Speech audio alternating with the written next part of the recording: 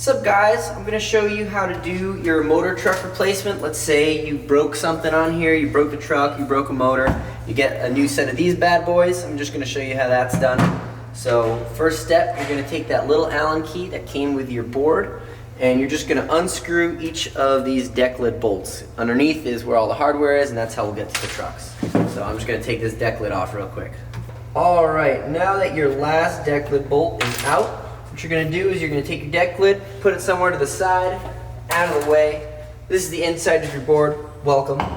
First thing you're always going to do is, this is your battery, you want to switch it off. There's a little switch. Sometimes there's a little plug. If there's a little plug, you pull that out. In this case, we've got an on-off, so I'm just going to switch it to off. And then take off your controller cover. This is your controller, so that's kind of the brain of the board.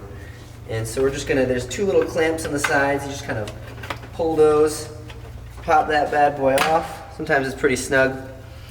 Sometimes you'll see there'll be some hot glue on these connections just to make sure that they stay in. But basically a rule of thumb when you're unplugging these things, so these are the wires that go to your motors. That's what controls, or how the motors communicate with the controller. So these little yellow ones here, they're pretty nice. You can just kind of pull right from there, give them a little bit of a wiggle, pull those out, we'll get those. Now these, you want to be really careful not to pull on the wires. So what I'll actually do is I'll take a little set of pliers and I'll kind of grab right in here and I'll kind of just give it a little scoot like this and just slowly scoot it out there. Just like that. And those are out.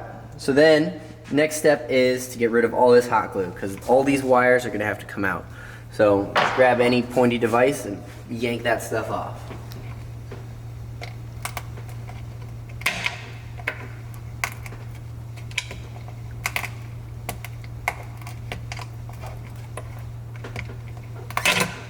There you go. It's off. So next step, you're gonna push these wires through. I've got this little bent thing. You can use your fingers. I like to use this. But basically, if you reach under the board, you've got your wires, so you can wiggle it. And I just kind of give it a little nice little push. Get that out. Careful not to mess up your wires. Poke them through the hole. Do the other side. Alright, next step for getting these trucks off, so you're going to grab two tools. One is the Allen key that came in the skate tool in your box. The other one is a small wrench or socket that fits these bolts on the bottom. You can see them right here. So what I'm going to do is, basically I'm going to put this one on the bottom, and then using this one I'm just going to turn the key till it's off. So here's how it looks. So I got that there, hold that steady, stick my Allen key in, and then just turn it around, put that to the side. Make sure you don't lose these because you're going to need to use them again to install your new set of trucks. So we're just going to do all four of these. Alright, so you've gotten your trucks off, you've got your new set of trucks now, and we're going to go over how to put that on. So basically, you just kind of reverse the process you just did. So what you're going to do is you're going to take your truck, you're going to line it up with the holes. You can either look straight down, you could like see through, or you can just kind of look under. Make sure it's lined up. And you're going to take your four bolts you just took out, drop them through. And then what I like to do to make it a little easier for myself later is I will, if I get this lined up, sometimes it takes a little bit of adjusting to get that thing through the hole. But I like to put each bolt on first and just kind of hand tighten it a little bit, and then use it with the wrench and the Allen key. One thing before you tighten these bolts is you want to make sure that this bolt is on the outside, not the inside, because if it's on the inside, your wires are going to point the wrong direction and you won't be able to turn. So make sure this is facing out. Then you're basically just going to take your wrench, do kind of the same reverse process. I like to place it on the bolt, use the Allen key, and just tighten it really snug. Now, the order that you do these in, you don't want to go in a circle because that could make them uneven. So what I like to do is I'll go diagonally. So I'll start with this one and I'll go diagonally across to this one. I'll tighten this one and then I'll do these two. And then I'll go again. I'll make sure they're all tight. I kind of do like a medium tight the first round and then a super tight the next round. So next we're going to feed these wires back through the holes. So the easiest way to do it is flip your board over, and you'll see you have your 2 wires here. Each one corresponds to a motor. You want to make sure you put them in their corresponding holes. So this one goes in this hole, this one goes in this hole. And the way you do that is you want to do one of these at a time. So I'll stick the yellow one in. Once that one's in, I'll stick the white one in. Kind of feed that through. Make sure your wires don't get pinched. And then with this, you're going to give a good push. So this pops in. Make sure that's all the way flush with the board, and that'll make your wire snug, and it should help some dust stay out.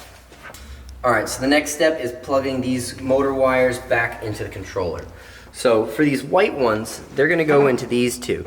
You want to make sure you don't put it in upside down. So on each side you'll see in the bottom it's got kind of a bunch of little bumps there, and on the top you've got 2 lines. So this side should be on the top, and all you're going to do is you're going to carefully line it up in the hole and just push her in. And again, don't push on the wires. I'll push on the edges of the plastic like this with my fingers. Do the same on the other side.